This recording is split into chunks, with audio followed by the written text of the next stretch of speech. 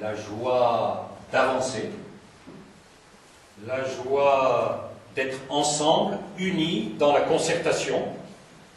Et là, je me réjouis beaucoup et je m'enorgueillis, je suis fier de nous, à cause de cette collaboration. À cause de cette collaboration entre les autorités politiques au plus haut niveau administratif, entre l'éducation nationale, puisque les écoles Foi et Joie sont des écoles publiques, et cette collaboration avec l'Église catholique et toutes les institutions partenaires. Voilà. Ce concept de partenariat, pour moi, quand je nous vois tous réunis ce matin, est vraiment une source de grande joie. J'avais fait une liste en réfléchissant hier soir à ce que j'allais vous dire, la joie d'aboutir déjà. Monsieur le délégué régional, vous avez osé dire que vous voyez des choses bouger et déjà une espèce de, comment dire, de répercussions hors du champ étroit des écoles de Foi et Joie sur le système éducatif et sur la société globalement. Voilà.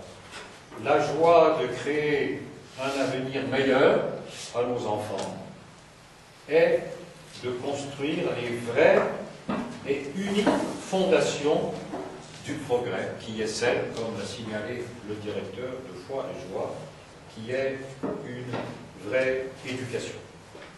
Voilà. Alors, je vous ai bien reconnu, Nossol, tout à l'heure, peut-être de m'appeler par mon nom propre, lorsque vous avez évoqué le système scolaire dans l'orbite, ou pas uniquement dans l'orbite de l'Église catholique, dans le Guéra, comme une espèce de quartier latin régional.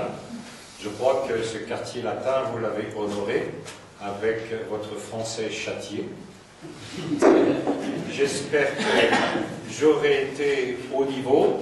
En tout cas, j'arrête ici et je me réjouis que cette foi commune en l'homme, image de Dieu, lieu tenant de Dieu, nous ait mis en route pour bâtir un progrès ambitieux, globalisant, donc c'est un travail à long terme, où nous trouvons déjà notre joie. Mais je vais redire ici, c'est en terminant, je n'avais pas prévu de le dire, c'est que